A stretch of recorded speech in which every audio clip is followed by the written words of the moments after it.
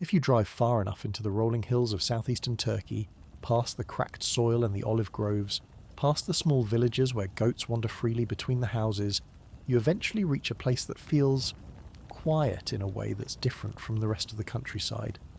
It's not the absence of sound. The wind still moves over the grass, insects still hum, and far off you might hear the tinny bark of a farm dog. But it's a deeper, heavier stillness, as though the earth itself is holding something in its breath. At first glance, you might not even notice the mound that rises gently from the surrounding land. Locals long called it Göbekli Tepe, Potbelly Hill. For generations they assumed it was just another bump in the landscape, perhaps an old fort or an abandoned village, its stones buried by centuries of dust. Shepherds grazed their flocks here. Farmers ploughed the nearby soil. Nobody suspected it was hiding something that would rewrite history. In the mid-1990s, a team of archaeologists led by Klaus Schmidt arrived with an interest in surveying this part of the Fertile Crescent. The area had seen scattered digs before, but nothing much had come of them.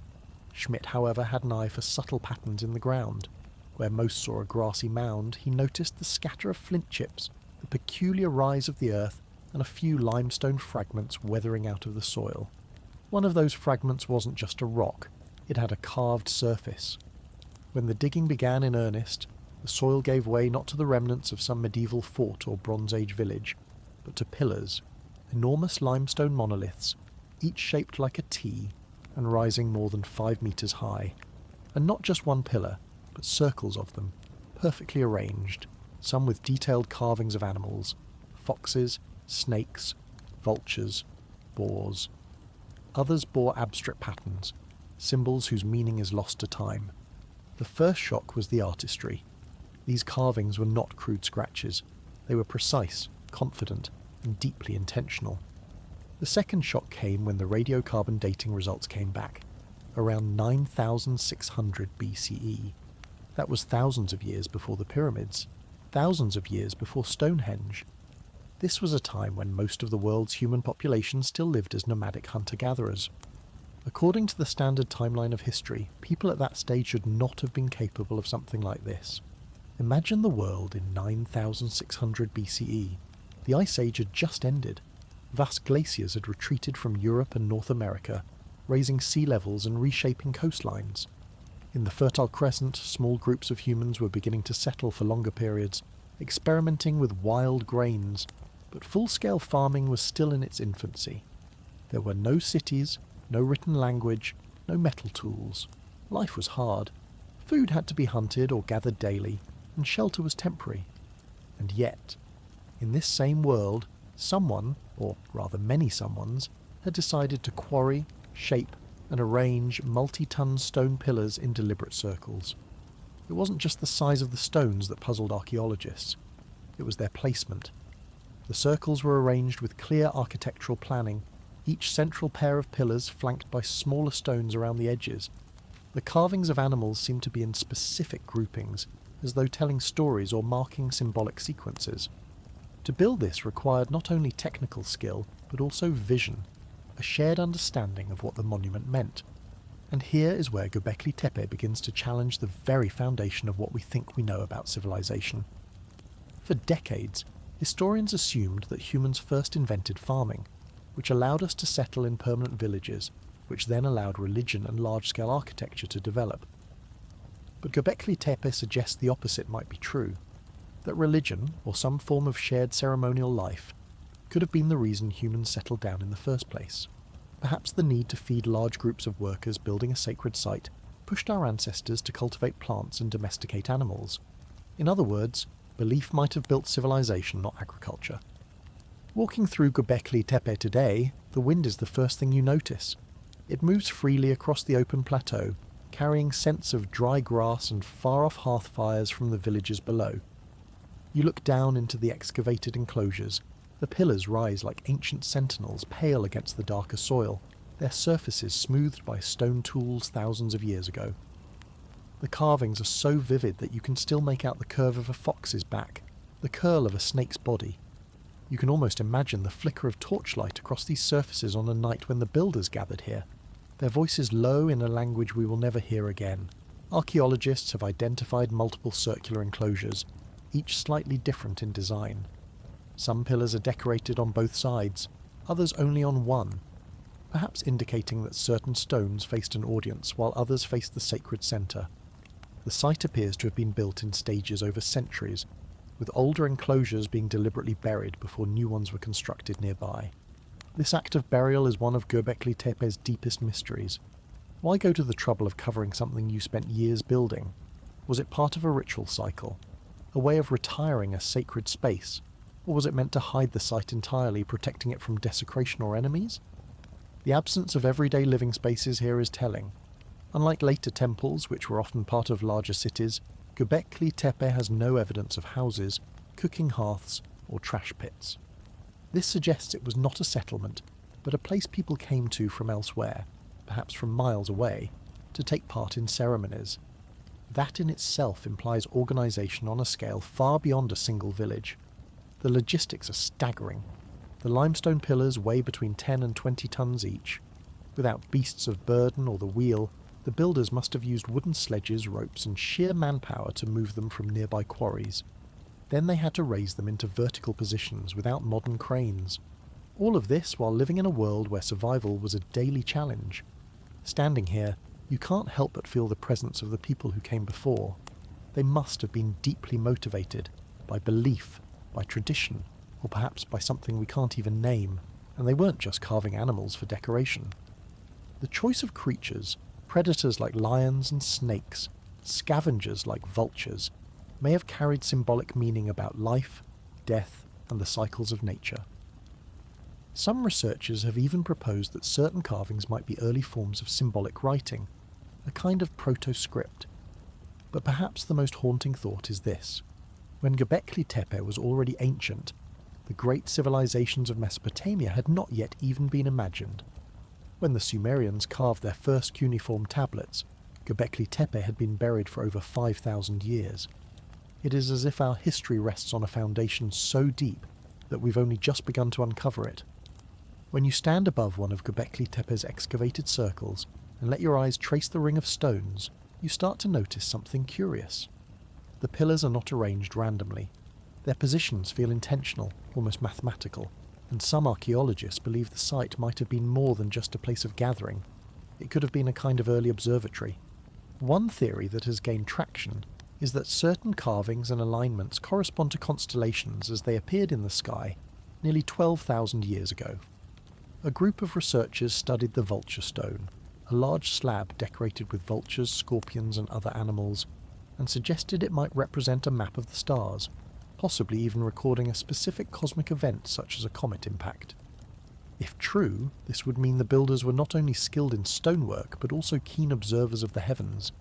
It's tempting to imagine, on a cold, clear night, fires burning low, figures in animal skin cloaks standing in the enclosure's centre, watching the movement of the stars over the tops of the pillars. For people without clocks or calendars, the sky would have been the ultimate timekeeper, the source of stories, the measure of seasons. Maybe the carvings weren't just art. Maybe they were a way to freeze the patterns of the sky in stone. But astronomy is only one layer of the mystery.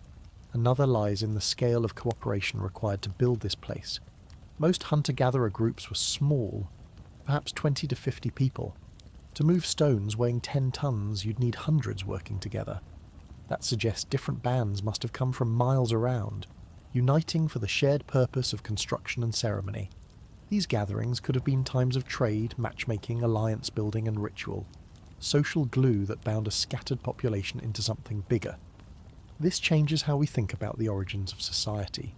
The traditional model says farming led to surplus food, which led to larger populations, which led to religion and monuments. But here, we may have the reverse. The desire to create a sacred site could have motivated people to find new, more reliable ways to feed the workers. In other words, the temple may have come before the farm. And then there's the question that hangs over the entire site: why bury it? This wasn't erosion or neglect. The enclosures were deliberately filled in with thousands of tons of rubble, soil, and broken stone tools. The burial was so complete that Göbekli Tepe remained hidden for nearly 10,000 years. Some archaeologists think this was part of a ritual cycle. Once an enclosure had served its purpose, it was respectfully closed and a new one built nearby. Others suggest it might have been an act of protection, preserving the sanctity of the site for future generations who never came. There are even wilder ideas, that the burial was done in response to a catastrophe, perhaps to hide knowledge or power from outsiders. The lack of domestic debris also raises an unsettling possibility. Perhaps Göbekli Tepe was not built for the people at all, but for the gods, or for something the builders perceived as greater than themselves. In such a worldview, burying it could have been a final act of devotion, sealing the place like a tomb. The excavation itself has been slow, revealing only a fraction of the site. Geophysical surveys suggest that dozens more enclosures lie buried under the hill, waiting. Each might hold new carvings, new clues, or overturn everything we think we know about the site. Yet the more we dig, the more questions seem to rise. Some of those questions touch on deeper, more uncomfortable possibilities. If Göbekli Tepe required such organisation and skill, how much earlier did these abilities develop? Could there have been other sites like it, now lost under rising seas, or buried under layers of later history? Was there an entire network of sacred places now vanished that connected hunter-gatherer societies across the Fertile Crescent? Archaeology works in fragments, a carved stone here, a bone tool there. But sometimes those fragments point to a whole that's bigger than we can see. Göbekli Tepe feels like one such fragment, the surviving corner of a picture we don't yet understand. And it's not alone. Scattered across the world are other places where human skill and vision seem to leap ahead of their time, sites that leave us wondering if our timeline is as straightforward as we imagine. One of the most puzzling lies not on land, but beneath the waves, far from Turkey's dry hills. It's there, under the shifting currents of the Pacific, that a series of stone terraces and steps cut into the seafloor have sparked one of archaeology's strangest debates. Some say they are the remains of a lost civilization from the end of the Ice Age. Others insist they are nothing more than a geological curiosity. But like Göbekli Tepe, the Yonaguni Monument refuses to fit neatly into the boxes of history. And to reach it, we must leave the plateau behind and descend into the blue depths off the coast of Japan. If you made it this far, consider liking and subscribing. It really helps keeping these journeys going forward. The Yonaguni Monument. The windswept hills of southeastern Turkey fade from your mind as we travel thousands of kilometers east, across mountain ranges and deserts, over the vastness of the Pacific Ocean, until we arrive at a small, quiet island at Japan's far southwestern edge. Yonaguni, a speck of land closer to Taiwan than mainland Japan, feels like the end of the map. Fishing boats bob in its harbours, coral reefs fringe its coasts, and the wind carries the salt of the sea into every village. Here, life moves with the tide. Fishermen rise before dawn to catch mackerel and marlin. In the afternoons, the older men sit in shaded doorways, mending nets and talking in the island's lilting dialect. Tourists come for the clear waters and the sight of migrating hammerhead sharks in winter. But for decades, no one suspected that just off Yonaguni's coast lay one of the most controversial archaeological mysteries in the world, a site that, if man-made, could push the story of human civilization back into the realm of prehistory. It began in 1986. A local diver named Kihachiro Aratake was exploring the seabed near the southern shore when he noticed something unusual beneath the waves. The water was unusually clear that day, and sunlight streamed down to illuminate massive stone steps, as if carved into a pyramid or ziggurat. The structure seemed too precise to be a natural formation. Flat terraces, right angles, sharp edges that looked deliberate. The whole thing stretched nearly 150 metres long and rose some 25 metres from the seabed. Word spread quickly among Japan's diving community. Soon more divers came, cameras in hand, documenting the underwater terraces, platforms and stair-like formations. Some reported features that looked like roadways or courtyards. Others claimed to see carvings of animals and geometric shapes etched into the rock. And then came the question that still hangs over Yonaguni today. Was this the work of nature, or the ruins of a lost civilization swallowed by the sea? From the surface, the waters above the monument look like any other stretch of coastal sea. Turquoise shallows fading to deep blue, waves breaking against dark volcanic cliffs. But as you descend into the depths, the outline emerges through the wavering light. A colossal mass of sandstone, its edges crisp and layered, as if shaped by a sculptor's chisel. The first impression is architectural. There are what appear to be steps rising in regular intervals, broad flat surfaces like plazas, and angular walls that meet at clean corners.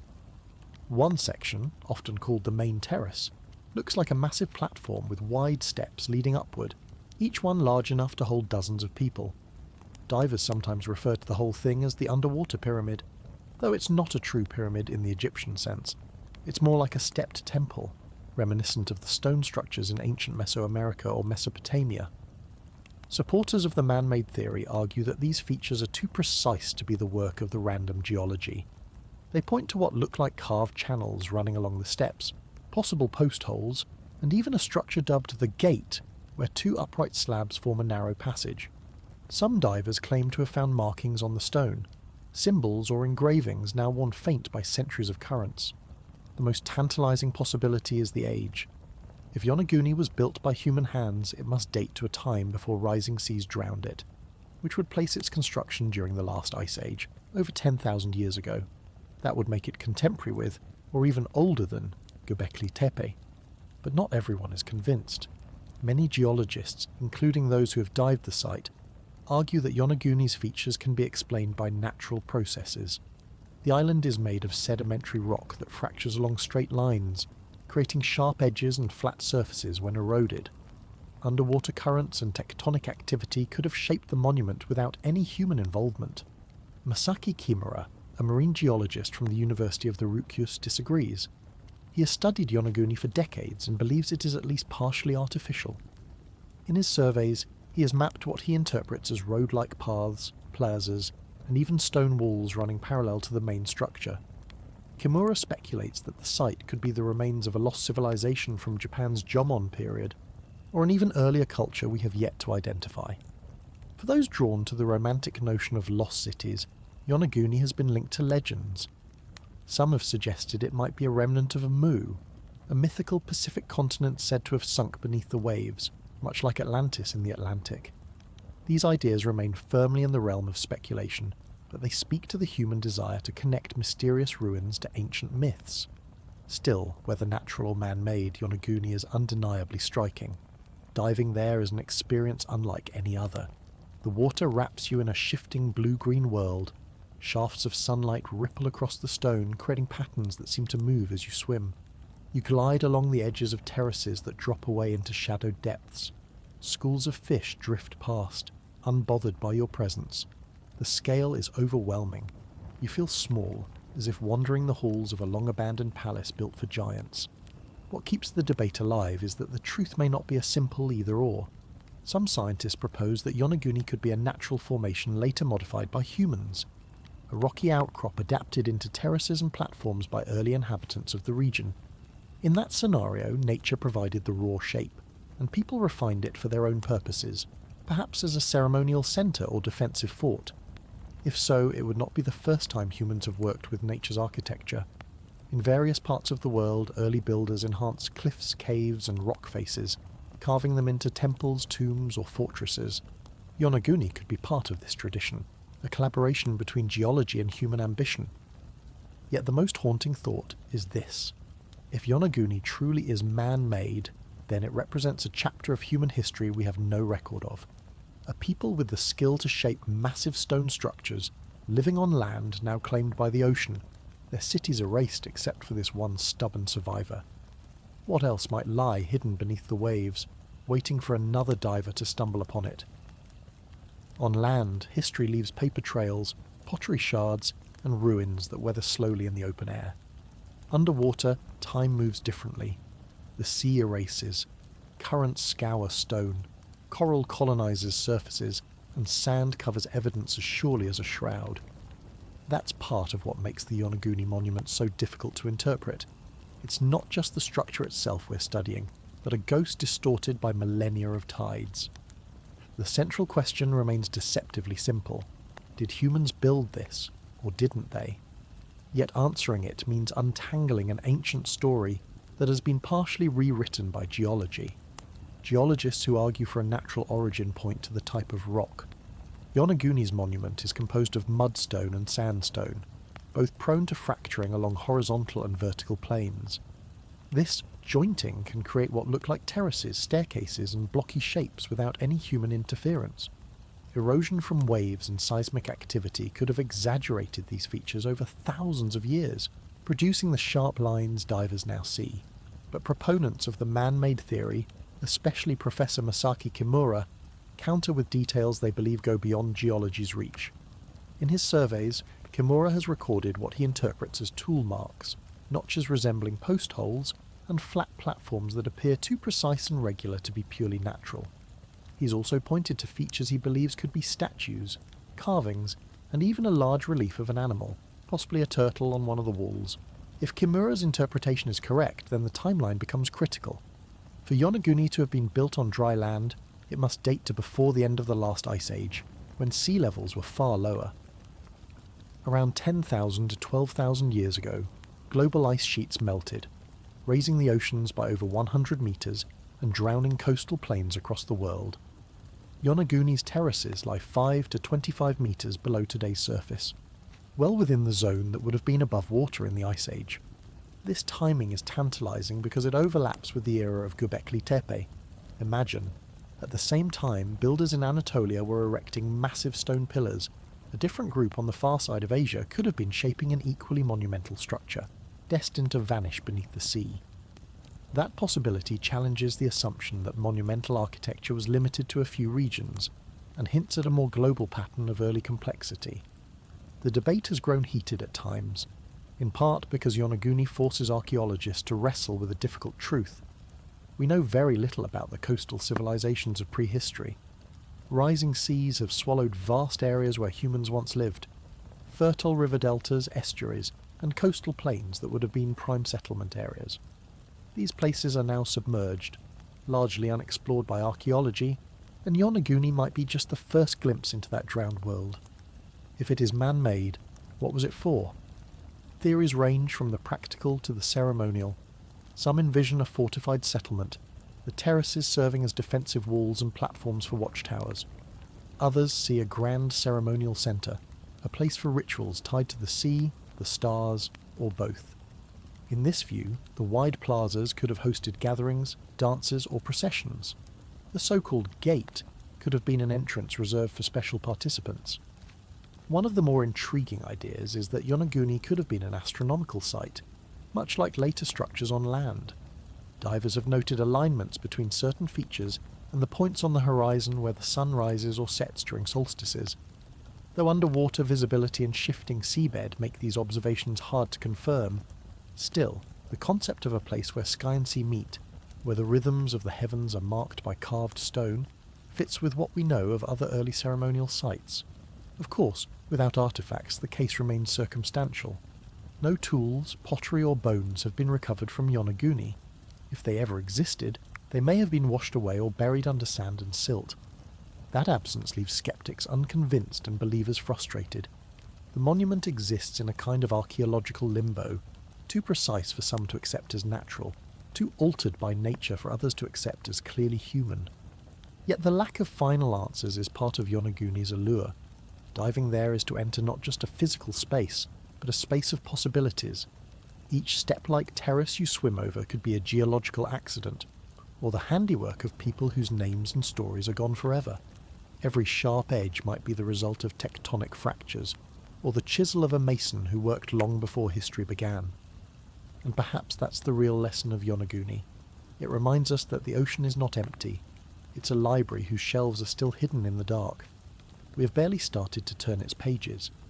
In the coming decades, as underwater scanning technology improves, we may find other monuments lying forgotten on continental shelves, remnants of whole landscapes erased from our maps. If Yonaguni is man-made, it is not alone. It is a survivor from a vanished chapter of humanity's story. From here, our path moves back onto dry land, but not into the world of great empires and bustling cities. Instead, we step into a time even earlier than Egypt or Sumer, to a place that predates walls, kings, or even the idea of a city. Our next destination rises not from the sea, but from the dusty earth of the Jordan Valley, where a single stone tower stands as one of the oldest monumental structures on the planet. It is known as the Jericho Tower, and like Gobekli Tepe and Yonaguni, It was built in an age when no one was supposed to be building at all. The Jericho Tower.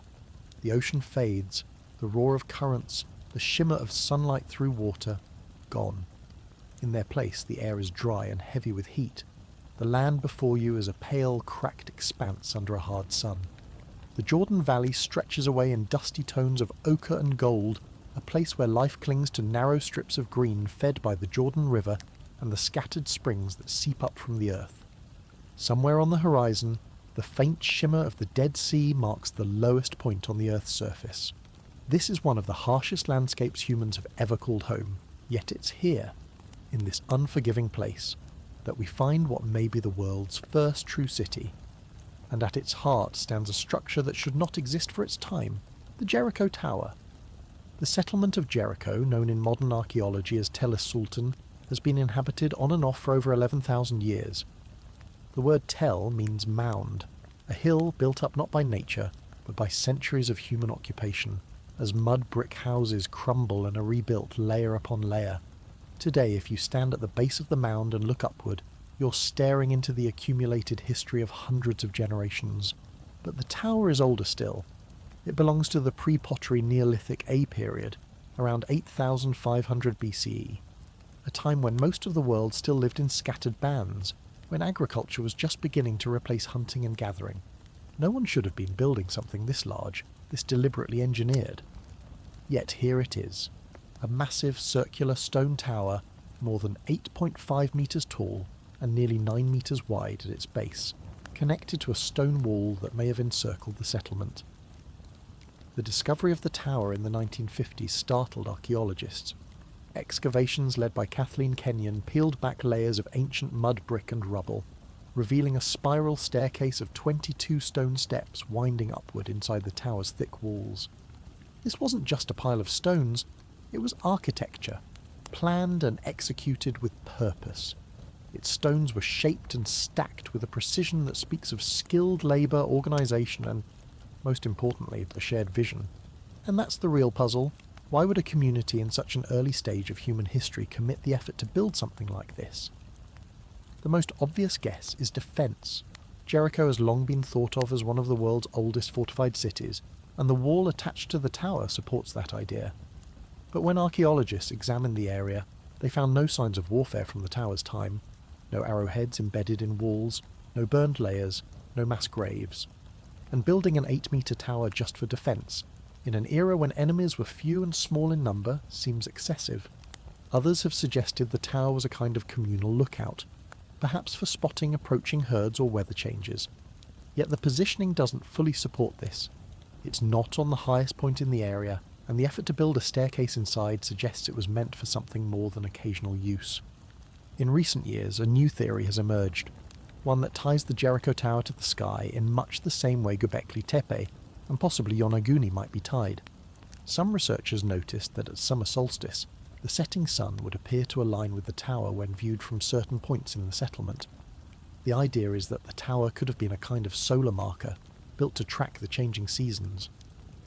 In a world where agriculture was in its infancy, knowing when the season shifted could mean the difference between survival and starvation. But there's another layer here, one that touches on human psychology. Archaeologist Ran Barkai and his team proposed that the tower may have been built not just as a timekeeper, but as a social and psychological anchor. Imagine being part of one of the first permanent settlements in history, surrounded by empty desert and towering mountains. The setting sun behind Mount Kuruntul, casting the settlement into deep shadow earlier and earlier each day as summer passed, could have been a frightening, disorienting sight. The tower, they suggest, was a way to assert human presence and control against the encroaching dark, a monument saying, "We are here, and this place belongs to us." The construction itself would have been a massive undertaking for the time. Stones had to be quarried from nearby hills, shaped and transported. Mortarless walls had to be carefully stacked to hold their shape, and the internal staircase required careful engineering to fit within the circular base. All of this without metal tools, draft animals or wheeled carts. For a community numbering perhaps only a few hundred people, the effort would have consumed enormous time and energy, suggesting the tower's importance was beyond mere practicality. Standing at the base of the Jericho Tower today, you can still feel the weight of its stones, cool to the touch in the desert heat. The staircase inside is narrow, the steps worn from the passage of thousands of years. Climbing them is to step into the same path taken by the first people who dared to build something higher than their own rooftops. At the top, the view stretches across the Jordan Valley, a reminder that for the people of Jericho, this tower was not just part of the settlement, it was the settlement's statement, the heart of their shared identity. Like Göbekli Tepe, the Jericho Tower forces us to reconsider the sequence of civilization. It shows that even before cities as we think of them, people were capable of organising themselves to create monumental architecture. They were already building symbols of power, of community, perhaps even of cosmic order. And yet, like Yonaguni, it offers more questions than answers. Was it a defensive stronghold? A solar observatory? A monument of prestige built to awe and unify? Or was it all these things at once? A fusion of practical need, spiritual belief, and the human urge to create something lasting? If you'd like, I can now carry us into Jericho Tower. Part 2, where we dig deeper into the latest theories, explore the connection between the tower and early agricultural society, and follow the archaeological evidence into even older layers beneath Jericho. Layers that hint at human presence stretching back before the tower's stones were even imagined. If you stand on the spiral staircase inside the Jericho Tower today, you're surrounded by thick stone walls that have been holding their shape for more than 10 millennia. The air is cooler here, the outside heat softened by the mass of rock, and each step upward feels like moving through a time tunnel. Above, there's a narrow opening to the sun. Below, the packed earth of the ancient floor. It's easy to imagine the sound of bare feet here, generations of them, climbing these same steps for reasons we can only guess. The sheer age of this structure is staggering. Radiocarbon dating of materials found around its base places it at around 8,500 BCE, making it older than the pyramids by over 6,000 years. At this time, human society was in the fragile transition from hunting and gathering to settled agriculture. The people of Jericho were among the first in the world to plant cereals, herd goats, and store surplus food. This wasn't just a tower in isolation, it was the centerpiece of a settlement that may have been the first real city on Earth. What makes the tower especially fascinating is how it connects to the wall that once encircled Jericho. This wall, also stone-built, was about 1.5 to 2 meters thick and several meters high. Its purpose is still debated. Some see it as a defense against human attackers, but others note that around Jericho, flash floods from nearby wadis, dry riverbeds, can be sudden and destructive. A stone wall could have been as much a flood barrier as a fortress wall, and the tower may have served as both a lookout and a symbol of stability in a landscape prone to sudden change. Recent research using 3D modelling and astronomical simulations has given us another perspective. Archaeologists discovered that at the summer solstice, the setting sun aligns directly with Mount Kuruntul to the west, casting its shadow toward the tower. In those moments, the shadow climbs the tower's walls in a way that may have been both symbolic and functional, a visual marker for the turning of the year. In a world without written calendars, this alignment could have served as a signal to the community. The seasons are shifting, it's time to prepare the fields, to store grain, to ready the flocks. In this way, the tower may have been part of an early solar clock binding the rhythm of human life to the rhythm of the cosmos. But beyond the practical, there's something deeper at work here. Something psychological. A structure like this does more than track the sun. It shapes the way people see themselves and their place in the world. Imagine being a child growing up in Jericho, playing in the dusty streets under the looming shadow of the tower. It would have been a constant presence, visible from every part of the settlement. Its height would dwarf every home, its spiral staircase a wonder you might dream of climbing when you were old enough. The very act of building the tower would have been transformative for the community. In a small settlement of perhaps 200 to 300 people, almost everyone would have played a role. Quarrying stone from the surrounding hills, carrying it to the site, shaping it with flint tools, lifting it into place. This kind of collective labour not only creates a monument, but also reinforces social bonds. Working together on something that will outlast any single person can change the way a group sees itself. No longer just families living side by side, but a united community with a shared destiny. This may be the tower's greatest legacy, not its defensive power or its astronomical precision, but its role as a social technology. It gathered people, organised them, and gave them a reason to coordinate their lives. In that sense, it was a prototype for all later monuments, from ziggurats to cathedrals, stone embodiments of cooperation and belief. And yet, the tower did not stand alone forever. Over the centuries, Jericho grew, changed, and eventually fell. Later walls were built, later houses constructed atop the remains of older ones, until the tower was buried under the layers of time. By the Bronze Age, the original pre-pottery Neolithic Jericho was long gone, replaced by a new city with new ambitions, one that would itself become legendary in biblical accounts, for walls said to have fallen to the sound of trumpets, but the tower still slept under its mound, waiting. When Kathleen Kenyon's team revealed it in the 1950s, it was more than just an archaeological find. It was a reminder that human ambition and ingenuity didn't start in the Age of Kings. They began much earlier, in the hands of people whose names we will never know, but whose vision still stands in stone. The tower also forces us to see a pattern emerging. In Turkey, Göbekli Tepe, a ceremonial site older than agriculture. In Japan's Yonaguni, perhaps a monumental stone structure drowned by the end of the Ice Age. And here in Jericho, a tower and wall built before cities were supposed to exist. What ties them together is not a shared culture or technology. They were separated by vast distances and in some cases oceans, but a shared human instinct. To shape the landscape, to build something that lasts, to anchor human life in stone. And that instinct appears again in our next stop, a site that may be even older in its origins than Jericho itself. Just a little to the north, across what is now Syria, lies the remains of Abu Hureyra, a settlement that witnessed the great turning point when humans began to shape the world through farming. But Abu Hureyra hides something even more extraordinary, clues to a global catastrophe that may have changed the course of human history. The Abu Hureyra. From the sun-baked mound of Jericho, our journey drifts northward along the curve of the Euphrates River. The land changes gradually, from the salty plains of the Jordan Valley into rolling steppe, then into the wide river terraces of what is now northern Syria.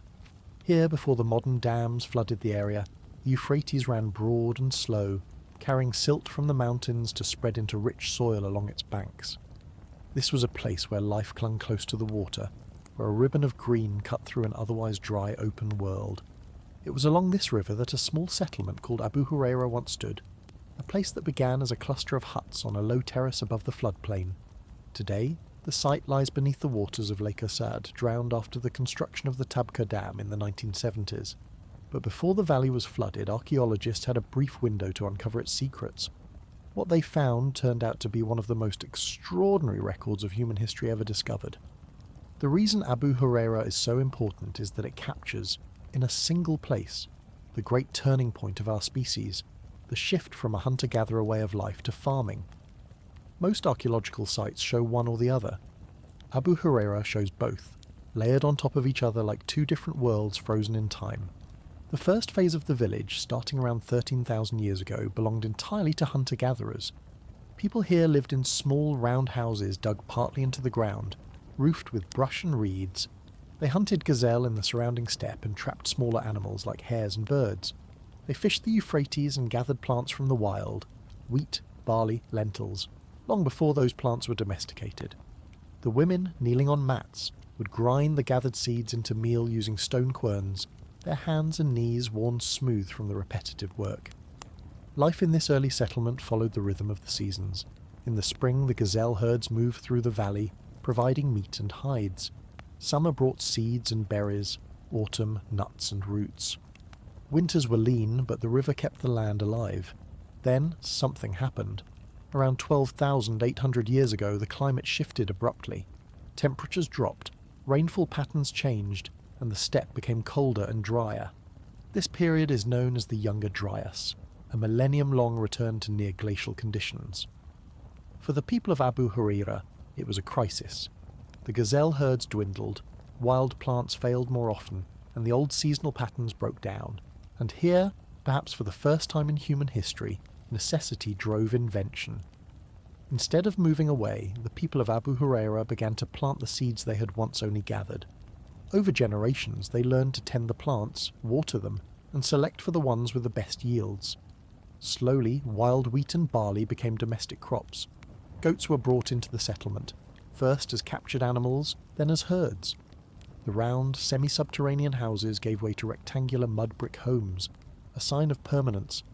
In the second phase of Abu Hureyra, we see the birth of farming as a way of life. The change was not only economic, but cultural. A farming village needs storage for grain, boundaries for fields, and a rhythm of labour tied to the seasons in a new way. Food surpluses allowed for larger, denser communities. Population grew, social roles shifted, and new tools appeared. Sickles for harvesting, grinding stones for processing grain, ovens for baking bread. And yet, the story of Abu Hureyra holds another darker layer. During the excavations, archaeologists uncovered a thin, black, glassy layer in the soil, dating to around 12,800 years ago, precisely the start of the Younger Dryas. This layer contained tiny spherules of melted rock and metal, along with high levels of iridium and platinum. These are markers often associated with cosmic impacts, like meteor strikes. Some scientists believe this is evidence of a catastrophic event, possibly the explosion of a comet or asteroid in the atmosphere, that set off massive wildfires and triggered the sudden cooling of the Younger Dryas. The theory is controversial, but if true, it means the people of Abu Hureyra lived through not only a climate shift, but a global disaster. Imagine it. One year, the skies flash with fire, a shockwave rattles the earth, and the following seasons bring killing frosts where before there was warmth. Hunting grows harder, plants fail, and the old ways no longer work. The choice is stark: adapt or vanish. The people here chose to adapt, and in doing so, they took the first steps toward reshaping the world. The excavation of Abu Hureyra was a race against time. As the waters of the new reservoir rose, archaeologists worked day and night, lifting thousands of artifacts from the site.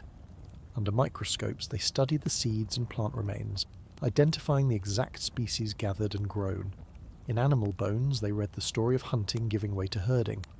In the layers of soil, they traced the passage from wild to cultivated landscapes. But there's something the artifacts can't quite capture: the human experience of that change. Farming meant more work, not less. Fields had to be cleared, planted, weeded, watered. Pests had to be driven off. Crops could fail. But farming also meant a new kind of security, the ability to produce food in the same place year after year. And with that security came the foundations of everything that followed: villages, cities, monuments, and the long march of recorded history. Abu Hureyra was abandoned around 7000 BCE, possibly due to changing river courses or shifting climate. But its legacy lives on in every loaf of bread, every field of grain. This was one of the first places where humans truly began to master the land, and perhaps one of the first to realize that mastery came at a cost. Standing on the terrace where Abu Hureyra once stood, if it were not now under the lake, you could imagine looking out over the Euphrates as the sun set, casting the fields in gold. You could imagine the sound of querns grinding, the low bleating of goats, the voices of children chasing each other between the houses. And you could imagine the older villagers remembering a time before the fields, when they roamed farther and the world felt wilder. The first thing you notice when you look at the soil samples from Abu Hureyra under a microscope is the sharp line that marks the end of one world and the start of another. Above, you see the softer brown and tan grains of ordinary settlement layers, ash from hearths, crushed seeds, the fine dust of a village's daily life. Below the same, but right in the middle, in a layer no thicker than your finger, is something else entirely: a smear of black, glassy, and strangely metallic debris. When archaeologists first studied this layer in the late 20th century, it puzzled them. The soil was flecked with tiny glass-like beads called microtectites, fragments of rock melted at extremely high temperatures and then cooled so quickly they became glass. There were also nanodiamonds, high concentrations of platinum and iridium, and magnetic spherules, materials that don't occur in such quantities unless something extraordinary has happened. To many, the only plausible explanation was a cosmic impact. Not necessarily a crater-forming strike like the one that ended the dinosaurs, but perhaps a comet or asteroid exploding in the atmosphere, an airburst, releasing enough heat to ignite massive wildfires and send a shockwave rippling across continents. This event, proponents of the theory argue, marked the start of the Younger Dryas, the 1000-year cold snap that changed the course of human history. If it happened, the people of Abu Hureyra would have seen it firsthand. The sky might have blazed with fire, the air could have been filled with ash and dust, the forests and grasslands around them could have burned. Herds of gazelle and other game might have been wiped out or driven far away. It's one thing to read about such events in geological reports. It's another to imagine living through it. The elders in the village might have told stories about that day for generations. How the sky roared like thunder, how the world went dark in the middle of the day, how the rains came late and the winters grew harsher. And those stories, passed down, might have carried into the myths of later peoples. Tales of a great fire, a punishing cold, or the wrath of gods. For the archaeologists, the impact theory remains controversial. Not all agree that the evidence at Abu Hureyra, or at other sites in North America, Europe, and the Middle East where similar layers appear, proves a cosmic cause. Some argue that intense wildfires alone, perhaps sparked by climate shifts, could have created the melted materials. The debate continues, but whatever triggered the Younger Dryas, its effects were real and profound. Before this sudden change, the people of Abu Hureyra lived in balance with the wild, moving seasonally, taking what they needed from the land, and relying on a wide variety of foods. Afterward, that balance broke. As the climate cooled and dried, the range of edible plants and game animals narrowed. The population faced a choice: migrate to find more abundant lands, or find a way to produce food themselves. They chose the latter. And that choice began a chain reaction. Plant remains from the later levels of Abu Hureyra show clear evidence of domestication. Wheat with tougher rachis, the part of the plant that holds the grain together. Barley with plumper kernels. Lentils that ripened at predictable times. These were not the plants of the wild steppe. They were the result of human selection, generation after generation. Animal bones tell the same story. In the early levels, the gazelle bones are from animals of all ages and both sexes, a sign of hunting. In the later levels, goat bones dominate, with a pattern suggesting herding. Mostly younger males culled for meat, older females kept for milk and breeding. This was no longer a hunting camp, it was a farm village. The transformation wasn't without cost. Bioarchaeological studies of human remains from early farming communities show increases in joint stress, dental wear, and signs of nutritional deficiencies. Farming tied people to one place, but it also tied them to a narrower diet and a heavier workload. Yet it also allowed for storage, surplus, and population growth. All the ingredients for the rise of more complex societies. In this way, Abu Hureyra becomes more than just a site. It becomes a mirror for one of humanity's greatest transitions. Here, in one location, you can see the before and after, the wild and the cultivated, the mobile and the settled. You can also see the resilience of a community that adapted not by retreating, but by reshaping the world around them. And yet, when you think of Abu Hureyra today, it's hard not to imagine what lies beneath the waters of Lake Assad. The fields are gone, the riverbanks reshaped, the remains of the houses buried under silt. The querns and grinding stones sit in museum collections, their surfaces polished smooth by the hands of people who lived 12,000 years ago. But the questions the site raises remain with us. Did a cosmic disaster force humanity's hand, pushing us toward farming centuries earlier than we might have otherwise? Were there other villages like Abu Hureyra that adapted in similar ways? Or did some vanish entirely, unable to make the leap? How much of our history lies hidden, not only under the sea like Yonaguni, but under reservoirs, cities and fields? From the Euphrates, our journey now takes us eastward, across deserts and mountains into the heart of China, where another mystery waits, one very different from the open-air settlements of the Fertile Crescent. This next site is hidden not underwater, but under the earth, vast chambers carved with such precision and scale that even today their creation defies easy explanation. These are the Longyou Caves, and unlike Abu Hureyra, their story has no clear beginning at all. The Longyou Caves, the sound of the Euphrates fades. We move east, far east, over mountains and plains, past deserts and forests, until the air grows heavy with the damp green scent of southern China. The land here is fertile, carved with rivers and threaded with ancient pathways. In the rolling hills of Zhejiang province, about 300 kilometers southwest of Shanghai, lies a small town called Xianbeikun. It's an unassuming place, narrow streets lined with tiled roof houses, the calls of street vendors mingling with the chatter of neighbours. On the outskirts, the land rises into low hills of sandstone and clay. For generations, the villagers here passed by a set of small ponds without much thought.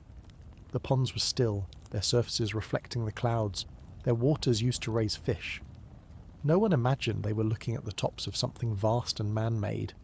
That changed in 1992. A group of villagers decided to drain one of the ponds, curious to see if it could be deepened for more fish. They rigged up pumps and began to lower the water level. As the muddy water receded, the outline of a strange opening emerged. Steps led downward, not formed by nature, but carved by human hands.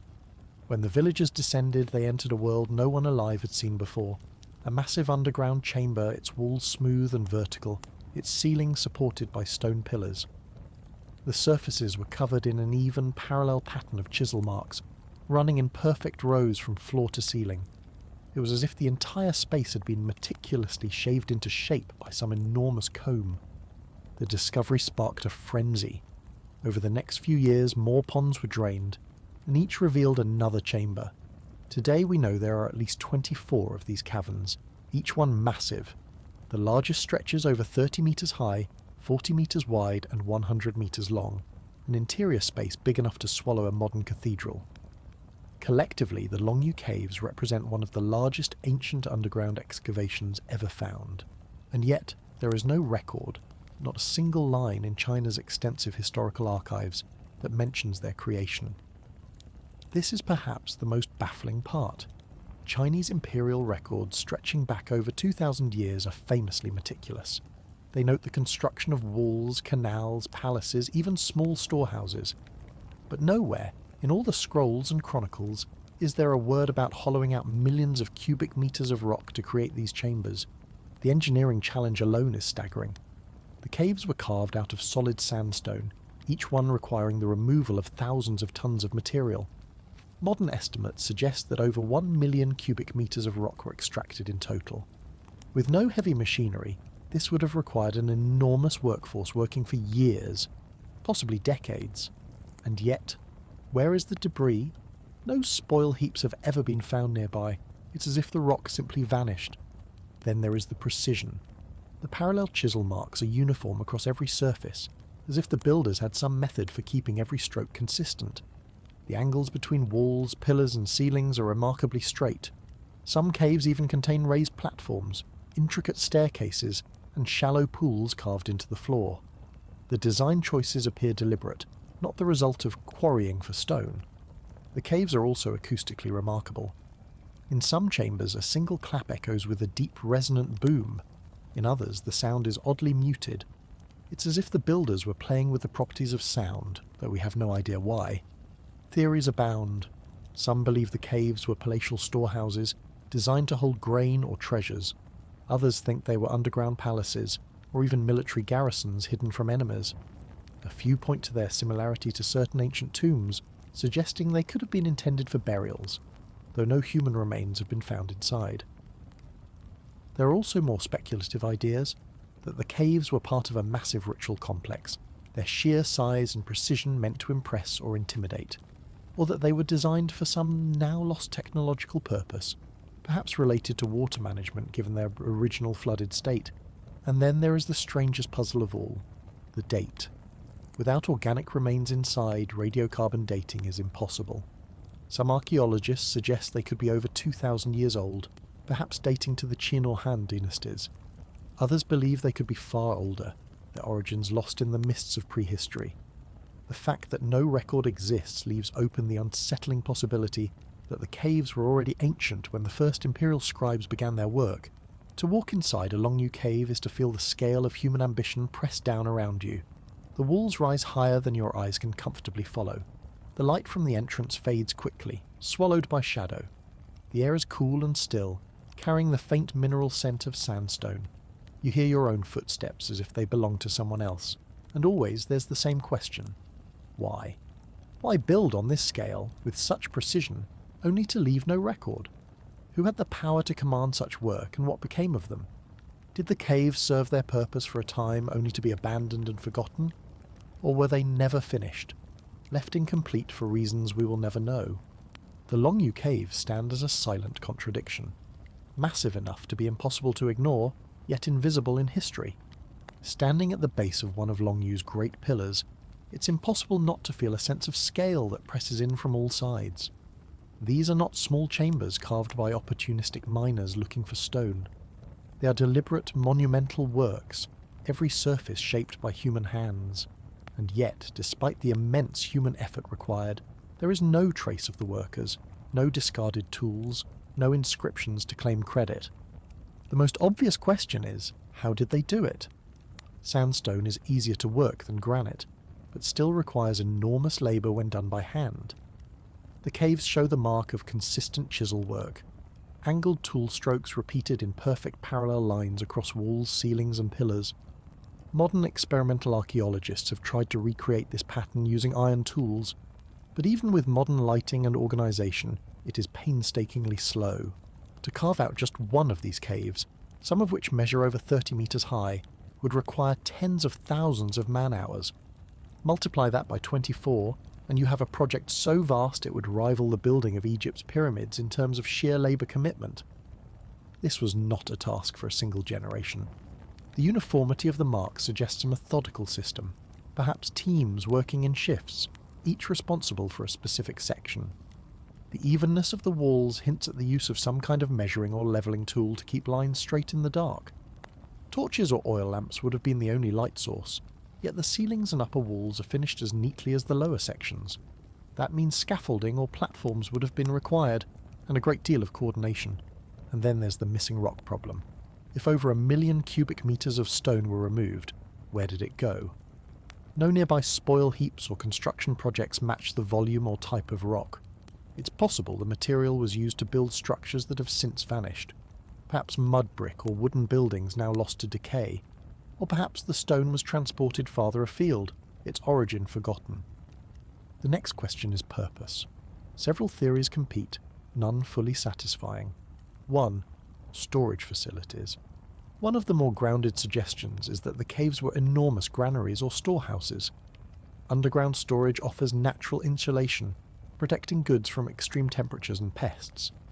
The size of the chambers could suggest they were intended for large-scale storage in times of surplus. But if so, why decorate them with the same consistent chisel pattern everywhere, including on ceilings where no grain would ever touch? And why the variation in chamber layouts? 2. Water management. Given that the caves were flooded before discovery, some propose they were designed as reservoirs. The raised platforms and channels in some chambers might have been used to direct or control water levels, yet there is no evidence of waterproofing and the sheer scale would be excessive for simple storage. 3. Military or refuge structures.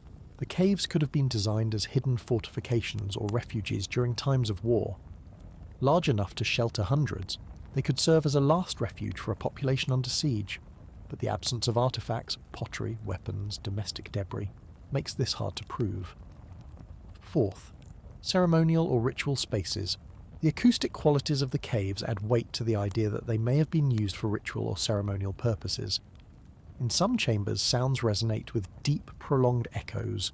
In others, they are strangely muted, as if intentionally dampened.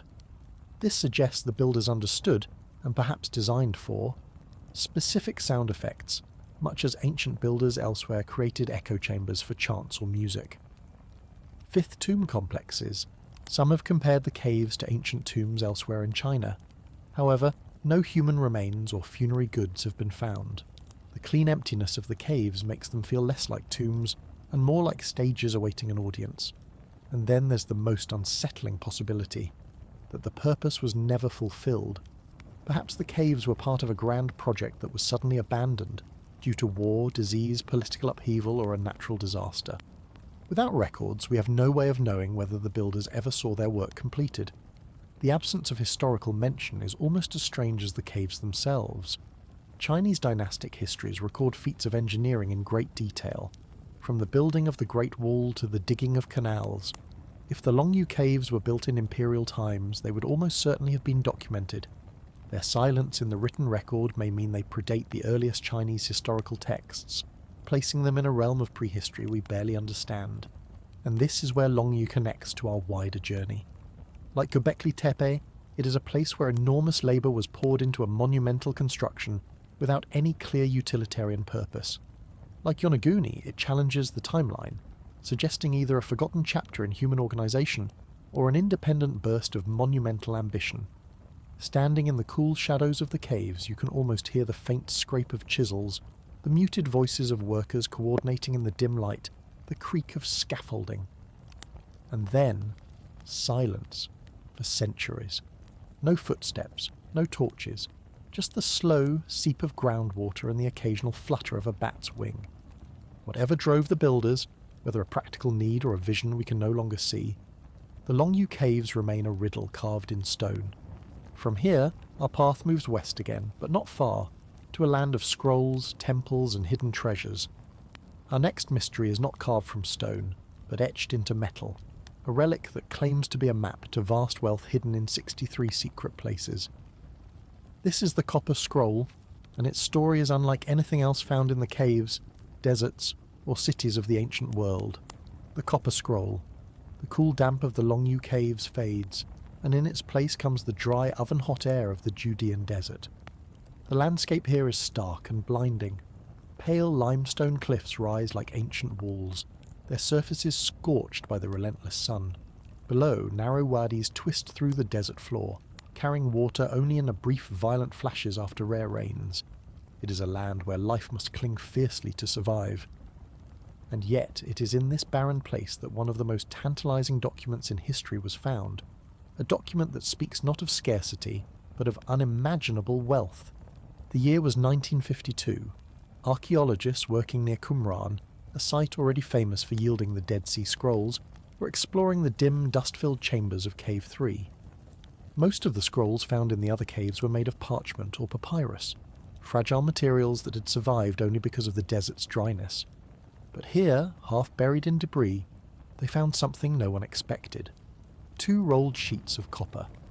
At first glance, the sheets looked more like corroded roofing than a document. Verdigris, the green patina of weathered copper, coated the surface, and the metal was brittle. But when conservators carefully unrolled the sheets, what emerged was extraordinary. Lines of Hebrew text, neatly inscribed, unlike any of the religious writings found on the other Dead Sea Scrolls. This was no psalm, no prophecy, no law. The Copper Scroll was a list of treasure. The text named 63 separate locations, each described in enough detail to guide a knowledgeable reader, and each said to contain enormous quantities of gold, silver, and precious objects. Some entries were brief. In the cistern in the courtyard of the tomb, 40 talents of silver. Others were detailed, giving landmarks, measurements, and directions. In the ruin in the valley of Akor, under the steps leading to the east, 40 talents of silver. A single talent in ancient times could weigh over 30 kilograms. Taken together, the treasures described in the Copper Scroll would amount to several tons of precious metal. A hoard that, if real, would be worth billions in today's terms. From the moment it was read, the Copper Scroll sparked a mystery that still burns today. Who wrote it? Where is the treasure? And does it still exist? Unlike the other Dead Sea Scrolls, which are widely believed to have been hidden by the Essenes, a Jewish sect living at Qumran in the late Second Temple period, the Copper Scroll style is practical, almost bureaucratic. It reads less like a religious text and more like an inventory, as if someone with access to immense wealth was recording its hiding places for safekeeping. Some scholars believe the treasure belonged to the temple in Jerusalem, hidden away before the Roman siege in 70 CE. Others think it might represent the wealth of the Essenes themselves, or of another unknown group. A few have even suggested it could date earlier, perhaps to the time of the Maccabees or the Babylonian exile. But here's the problem. The descriptions, while precise, refer to landmarks that may have changed or vanished over the centuries. A cistern in a courtyard might now be buried under rubble. A ruin in a valley may have been erased by time. Even where archaeologists think they've identified a possible site, there's no guarantee the treasure, if it was ever there, hasn't already been taken. And yet, the Copper Scroll's specificity is hard to ignore. It doesn't speak in riddles or poetry. It names places, quantities, and objects in a tone that suggests the writer expected someone to retrieve them. If it were fiction, it would be an oddly practical one. When you stand in the ruins of Qumran, looking out at the cliffs and gullies where the scroll was found, you can almost imagine the moment it was hidden. Perhaps a scribe, aware that enemies were closing in, carried the rolled sheets of copper into the cave, tucked them into a crevice and sealed the entrance. He might have believed the treasure would be recovered in weeks or months, not knowing centuries would pass before anyone read his words again. The copper scroll is unique among the Dead Sea Scrolls for another reason. It's medium. Copper is far more durable than parchment or papyrus. Whoever made it wanted the information to survive, perhaps indefinitely. The choice of metal may have been deliberate insurance against decay, as if the author knew the hiding would be long, and so it remains, a treasure map that is both tantalizingly clear and maddeningly opaque. Over the decades, countless expeditions have tried to match its descriptions to real-world locations. Some claim to have found clues, none have found the treasure. Perhaps it is still out there, buried under layers of earth in forgotten cisterns and caves. Or perhaps it was found long ago, quietly removed by someone who understood the code. Either way, the copper scroll invites a particular kind of obsession, the kind that has drawn treasure hunters, historians, and dreamers for 70 years. If the Copper Scroll's author intended its words to outlive him, he succeeded. Over 2,000 years later, we can still read the entries clearly, each line etched into the reddish metal like an unbreakable promise. And yet in all that time, no one has claimed to have recovered so much as a single ingot from the hoard it describes. The first serious attempts to locate the treasure began almost immediately after the scroll's deciphering in the 1950s. Scholars pored over the text, trying to match the place names with known archaeological sites. Expeditions went out into the Judean desert, into the valleys near Jericho, into the hills around Jerusalem. Each came back empty-handed. The problem was twofold.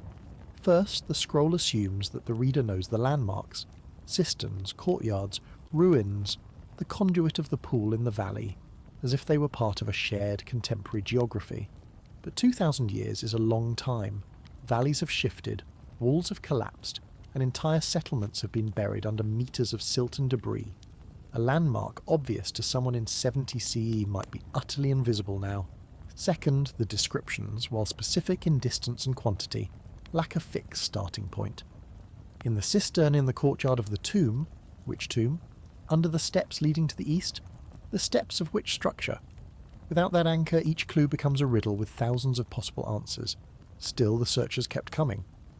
In the 1960s, an Israeli archaeologist named Vendel Jones, whose exploits would later inspire part of the Indiana Jones legend, spent years combing the desert for the Copper Scroll's treasure. He claimed to have found ceremonial spices mentioned in the Bible, but never struck gold or silver. Others have focused on Qumran itself, believing the treasure to be hidden nearby. Yet every excavation turns up pottery, tools and bones, but no troves of precious metal. Some scholars have suggested a different interpretation entirely, that the Copper Scroll's treasure was never meant to be recovered. Perhaps it was a symbolic text, listing the temple's wealth as a way of preserving its memory after it was lost to the Romans. In this reading, the scroll is not a map but a memorial, the last accounting of a sacred hoard now gone. But others push back, pointing to the practicality of the text. The quantities are exact, the hiding places described in ways that suggest a physical reality. Why go to the trouble of engraving such detail in durable copper if no one was meant to act on it? There's also the question of ownership. If the treasure did exist, whose was it? The most common theory ties it to the Second Temple in Jerusalem. As Roman forces advanced during the Jewish Revolt, 66 to 73 CE, temple priests or allied factions may have hidden the wealth in secret caches scattered through the wilderness. The Copper Scroll, then, would be their master list, a way to reclaim the treasure if the revolt succeeded. Other theories suggest the treasure belonged to the Essenes, the sect believed to have lived at Qumran. However, this creates a problem. The Essenes were known for their asceticism, rejecting wealth and luxury. It's hard to imagine them amassing, much less hiding, tons of precious metal, unless, of course, they were acting as guardians for someone else's riches. And then there are the wilder ideas.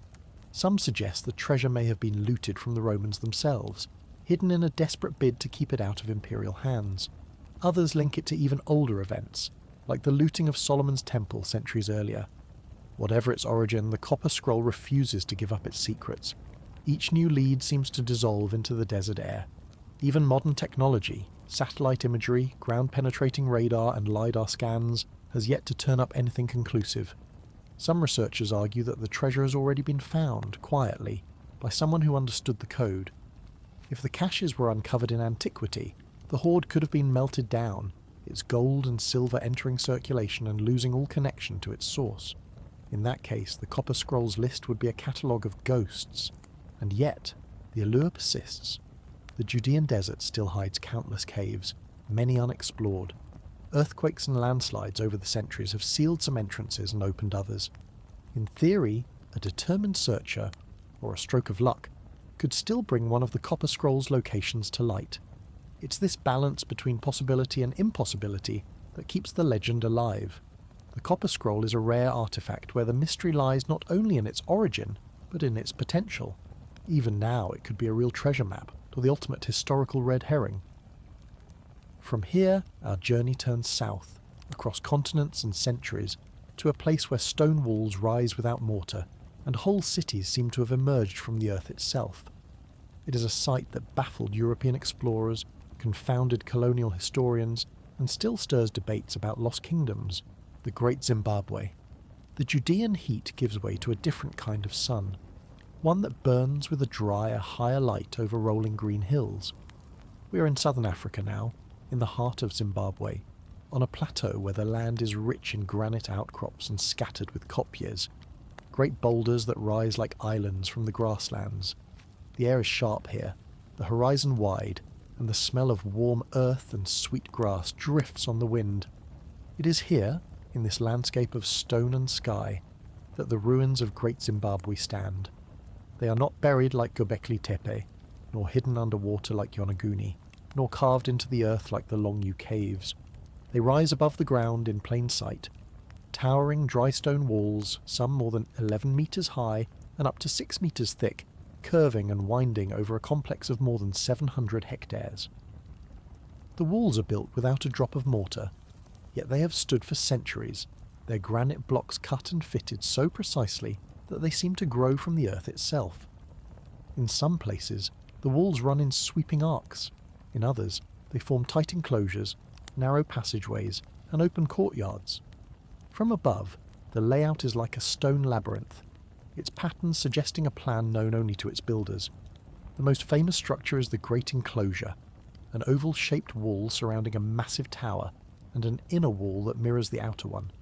The tower, rising in a smooth, conical form, is unlike anything else in Africa. It contains no rooms or windows. Its purpose remains uncertain. Some say it was symbolic, perhaps a granary-shaped monument to abundance. Others believe it was part of a royal or ceremonial complex, its height a statement of authority. Scattered across the surrounding hills are other stone complexes, known as the Hill Complex, the Valley Enclosures, and dozens of smaller walled areas. Together, they make up what was once the political and economic heart of a powerful state, the Kingdom of Zimbabwe, which thrived between the 11th and 15th centuries CE. When the first European explorers stumbled upon Great Zimbabwe in the late 19th century, they could not believe that African builders had created such monumental architecture. Colonial archaeologists invented elaborate theories that it was the work of Phoenicians or Arabs, or even survivors from the mythical city of Ophir mentioned in the Bible. These ideas were less about evidence and more about prejudice, a refusal to credit sub-Saharan Africa with advanced statecraft and engineering. Modern archaeology has put those myths to rest. The builders of Great Zimbabwe were the ancestors of the Shona people, skilled stonemasons and traders, who commanded a vast territory stretching from the Limpopo River to the Zambezi. They were part of a network that connected the African interior to the Swahili coast, and from there to the Indian Ocean trade routes. Gold from Zimbabwe's mines and ivory from its herds travelled to ports like Kilwa and Sofala, then onward to Arabia, India, and even China. The scale of Great Zimbabwe reflects this wealth. At its height, the city may have been home to 15,000 to 20,000 people, a huge population for its time and place. The elite lived within the stone enclosures, while the common people's homes, made of dukkha, a type of mud, sprawled beyond. Archaeologists have found evidence of iron smelting, gold working, and imported goods like Chinese porcelain and Persian glass beads. And yet, even here, mystery lingers. Why build such massive walls without mortar? Was it purely a display of skill, or did the dry stone method serve a practical purpose in the region's seismic or climatic conditions? And what was the exact function of the conical tower, the most enigmatic feature of the site? The placement of the enclosures seems deliberate, possibly tied to religious beliefs. The hill complex, perched on a granite rise, may have been the spiritual heart of the city, home to rituals that bound the kingdom together. Oral traditions speak of sacred leaders who were both political and religious figures, mediating between the people and the ancestors. Walking among the ruins today, you feel the quiet weight of the place. The walls rise beside you like ancient guardians, their granite blocks warm under the sun. Birds nest in the crevices, lizards dart across the stone. The air carries the faint hum of the surrounding savannah, a living backdrop to a city that once ruled this land. From here, we can see the outline of a society that mastered both the art of stone and the art of trade, a city that stood as a symbol of wealth and power for centuries. But like all great centres, its time would pass. By the 15th century, Great Zimbabwe was largely abandoned, its power shifting to other cities in the region. Why it fell remains uncertain. Was it environmental, the exhaustion of local resources, overgrazing, or drought? Was it political, the rise of rival states, or the fracturing of alliances? Or was it simply the natural ebb and flow of urban centres in pre-modern history? The sun dips lower over the plateau, casting the walls of the great enclosure into long shadows. The granite takes on a deep gold hue, the chisel-shaped blocks glowing as if they have absorbed centuries of light. It is in these hours, when the heat softens and the air becomes still, that Great Zimbabwe feels most alive, its empty passageways echoing faintly with the footsteps of an absent city. But this quiet is deceiving. In its prime, the city was a centre of noise and colour, the clanging of smiths at their forges, the rhythmic beat of hammers shaping gold into bracelets and ornaments, the calls of traders bartering for cloth, beads, and ivory. All would have echoed through these stone corridors. The scent of cooking fires, the bright patterns of woven fabrics, the hum of conversation in Shona, and the languages of visiting merchants. These walls once contained a world in motion. The architecture itself holds clues to the life of the city and the beliefs of its people. The dry stone walls are not random. Many of the enclosures seem to have been carefully placed to create controlled movement through the city. Narrow, winding passages that open suddenly into wide courtyards, or towering walls that conceal what lies beyond until you turn a corner. This suggests a city designed not only for function, but for experience, guiding visitors through spaces in a way that might have reinforced the authority of those who lived within. The conical tower remains the most enigmatic feature. Shaped like a giant beehive, it contains no interior space and serves no obvious defensive purpose. One leading theory is that it symbolised a grain bin, an emblem of prosperity and the ruler's role as provider. In Shona culture, the leader was expected to ensure the fertility of the land and the well-being of the people. A grain bin in stone could be a monumental declaration of that responsibility. Another possibility is that the tower, like the walls themselves, was deeply tied to the city's spiritual life. The builders of Great Zimbabwe likely practiced a form of religion centered on ancestor veneration, with rituals carried out by spiritual leaders. The hill complex, with its commanding view of the surrounding land, may have been the sacred precinct, while the valley below served as the center of daily life. The physical separation between these spaces could reflect a division between the spiritual and temporal realms of leadership. And then there is the question of why this thriving city declined. Archaeologists point to several factors. Environmental stress. The surrounding grasslands may have been overgrazed by the city's cattle, leading to soil erosion and declining crop yields. Resource depletion. The local forests would have been heavily exploited for building materials and fuel, and the mines for gold and iron may have been exhausted. Shifting trade routes. As coastal trade shifted north or south, Great Zimbabwe's role as a hub between the coast and the interior could have weakened. Political fragmentation. Power may have shifted to rising centres like Kami, with elites and merchants relocating to new capitals. Whatever the cause, by the 15th century Great Zimbabwe had emptied, leaving behind only its silent walls. Nature reclaimed the site, and for centuries it lay largely unknown outside of local memory. When European explorers and settlers came upon the ruins in the late 1800s, they were astonished. The scale and craftsmanship seemed, to their prejudiced eyes, inconsistent with African builders. This disbelief gave rise to a wave of unfounded theories, attributing the city to Phoenicians, Arabs, or even ancient Israelites. The name Zimbabwe itself, from the Shona words Zimbadzamabwe, houses of stone, was co-opted but often stripped of its local meaning.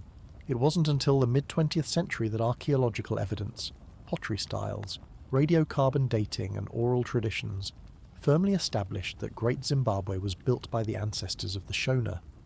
This truth clashed directly with the political narratives of the time, especially under colonial rule in what was then southern Rhodesia. Acknowledging African authorship meant acknowledging the deep history of African statecraft, engineering and culture, something the colonial powers were reluctant to admit. By the late 20th century, as Zimbabwe gained independence, the ruins became a national symbol. The country took its name from them, and the stonebird carvings found at the site became a central motif on the national flag. What had once been denied became a source of pride, a reminder that African civilizations had risen, flourished, and left their mark in stone long before European contact. Today, walking through Great Zimbabwe, you can trace the contours of a once living city in the way the walls curve and the spaces open. The conical tower still stands, a silent testament to a ruler's reach. The air carries the call of birds and the rustle of grass through stone corridors. There is no written record here, no scrolls or inscriptions, but the stones themselves speak in their own way. They tell us that here, on this plateau, people mastered their environment, built with vision, traded across oceans, and ruled for centuries. From these highlands, our journey will shift once again, leaving Africa's interior for the blue waters of the Mediterranean, and then into the map rooms of an Ottoman admiral whose charts seem to know more of the world than they should. This next enigma is not a ruin, but a piece of parchment from 1513 that shows lands and coastlines centuries before they were officially discovered. It is called the Piri Reis Map, and it may be the most intriguing cartographic puzzle in history. The Piri Reis Map.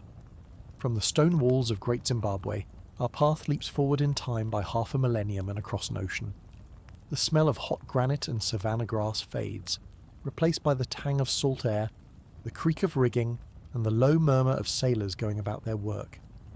We are aboard an Ottoman ship in the year 1513, a time when the known world was expanding with each voyage, and maps were treasures as valuable as gold.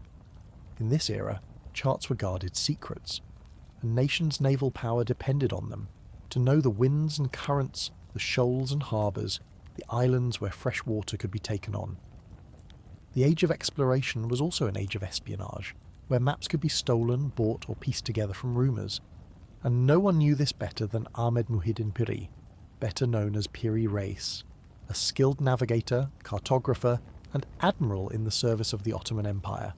By the time he created the map that now bears his name, Piri Reis had already sailed the Mediterranean for years, fighting in naval battles and collecting geographical knowledge wherever he could. He was a man obsessed with accuracy and with information. The map we know today is only a fragment, about 1/3 of the original, drawn on a piece of gazelle skin parchment. It shows the western coast of Africa, the eastern coast of South America, and, most mysteriously, part of the northern coastline of what appears to be Antarctica. This alone is strange enough. Antarctica would not be officially discovered by European explorers until 1820, more than 300 years later. And yet, on the Piri Reis map, the coastline is drawn not as a frozen ice-covered wasteland, but as if it were ice-free, showing mountains and inlets beneath where modern surveys have revealed them using ground-penetrating radar. According to Piri Reis's own notes on the map, he did not create it from scratch. He compiled it from about 20 different source maps, some of them from the time of Alexander the Great, and others taken from recent European voyages, including those of Christopher Columbus. Where he got the oldest maps is unclear, but if they truly depicted an ice-free Antarctica, they would have to be thousands of years old, from a time before the continent was locked in its frozen state. Even the parts of the map that are less controversial are remarkable for their accuracy. The outline of South America, for example, is astonishingly close to modern charts, considering the surveying tools available in the early 16th century. Some stretches of coastline are drawn with a precision that suggests first-hand knowledge, yet no known expedition of that time had mapped them so exactly. The mystery deepens when you consider the map's projection, the way the curved surface of the Earth is represented on a flat sheet. the Piri Reis Map appears to use a type of projection that accounts for the curvature of the globe, something rarely seen in European cartography until much later. This implies that whoever created the original source maps understood advanced geometry and perhaps even possessed knowledge of global distances and shapes far beyond what was common in 1513. When the fragment was rediscovered in 1929 in the archives of Topkapi Palace in Istanbul, it caused a sensation. Here was an artifact that seemed to suggest either a lost history of ancient exploration or a far more interconnected world than historians had believed. Some claimed it was evidence of pre-Columbian transoceanic contact between continents. Others argued for the survival of ancient maps from forgotten civilizations. Of course, there are more cautious explanations. Some scholars believe the supposed Antarctic coast is actually just a misdrawn version of South America, extended too far south. The apparent accuracy of certain features, they argue, could be coincidence, or the result of skilled guesswork by Piri Reis using sailors' reports. Still, the Admiral's own words fuel the intrigue. In his marginal notes, Piri Reis describes some of his sources as maps drawn in the time of Iskender, Alexander the Great, and others brought by the Portuguese from their voyages to the western seas. He also mentions maps belonging to Columbus, a tantalizing hint that he may have had access to charts now lost to history. Standing over the fragment today, protected in the Topkapi Museum, you can trace the jagged lines of unfamiliar shores inked in red, green and black. You can read the neat Ottoman script labelling capes and bays, and you can feel the disquieting sense that this map, drawn 5 centuries ago, contains echoes of something far older, a body of knowledge that may have been passed hand to hand across civilizations, surviving in fragments until Piri Reis stitched it together. The Piri Reis Map is less a single work than a palimpsest, a collage of centuries, perhaps millennia, of human exploration. And if the hints of an ancient Antarctic coast are real, it could mean that the history of global navigation is far deeper than we've ever imagined. Spread across a table in the Topkapi Palace Museum, the Piri Reis Map looks at first like an artifact you could explain away. Just another 16th century nautical chart, its coastlines drawn in coloured ink with neat labels in Ottoman Turkish. But the more you examine it, the more it starts to feel like you're staring at a puzzle with half its pieces missing. The biggest and most controversial piece of that puzzle lies at the bottom of the map, a long curving landmass that appears to run east to west along the bottom edge. Many believe this is meant to represent Antarctica, drawn more than 300 years before it was officially discovered. If that's true, the implications are staggering. The coastline on the Piri Reis Map appears, in some interpretations, to show Antarctica without its thick ice cap, revealing mountain ranges and bays that match what modern scientists have only recently mapped with radar. That would mean the source maps used by Piri Reis were created thousands of years ago, when the continent was still ice-free, possibly over 6,000 years ago. This idea first gained traction in the 1960s, when author Charles Hapgood published maps of the ancient Sea Kings, arguing that the Piri Reis Map and others like it were based on charts from a forgotten advanced civilization, perhaps one that existed before the end of the last ice age. Hapgood suggested that these maps had been copied and recopied over centuries, passed down through Phoenicians, Greeks, Arabs, and finally into the hands of Piri Reis. Even Albert Einstein, in a letter to Hapgood, called the theory intriguing, though he stopped short of endorsing it fully. The Antarctic claim, however, has faced heavy skepticism from professional cartographers and historians. Critics argue that the landmass is simply a distorted representation of South America, extended too far south due to projection errors. The apparent match with subglacial topography, they say, is more coincidence than proof. And yet, the mystery doesn't stop there. Even if we dismiss Antarctica, the map still contains features that are hard to explain for its time.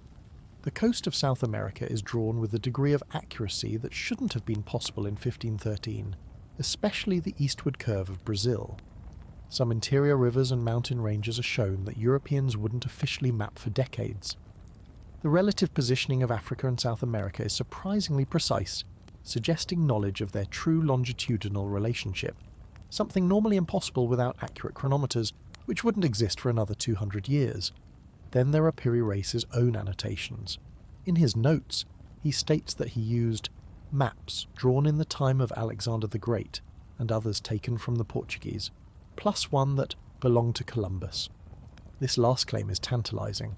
Columbus's personal maps have never been found, and if Piri Reis did indeed have access to them, it could explain some of the detail along the Caribbean and South American coasts. But it still doesn't account for the projection method or the mysterious southern landmass. The map's projection is another anomaly. Instead of the simple Portolan style common to Mediterranean maps of the time, it appears to use a form of equidistant projection from a point near the equator, allowing for more accurate scaling over long distances. This suggests that whoever made the original source maps understood advanced geometry, and possibly had a concept of the Earth as a sphere, knowledge that was rare but not unheard of in the ancient world. If Hapgood's theory of an Ice Age civilization feels too speculative, there's still a middle ground. Perhaps the source maps came from earlier maritime cultures, Phoenicians, Carthaginians, or even Chinese navigators, whose geographical knowledge exceeded what we usually credit them for. These maps could have been copied by Greek or Roman geographers, preserved by Arab scholars, and eventually reached the Ottomans through trade or conquest. But even this theory leaves questions. Why would such detailed and advanced charts survive through so many centuries without more obvious historical traces? Why does the Piri Reis map remain one of the only surviving examples with such unusual accuracy for its time? The fragment we have today may have once been part of a much larger world map, one that covered not only the Atlantic but also the Pacific and Indian Oceans. If the missing sections still exist somewhere in a forgotten archive or private collection, they could either shatter the mystery entirely or deepen it beyond imagination. For now, the Piri Reis map remains an enigma, part 16th century Ottoman cartography, part possible echo of much older knowledge. Like the Copper Scroll, it is both specific and vague, offering just enough detail to tantalise but not enough to solve the riddle.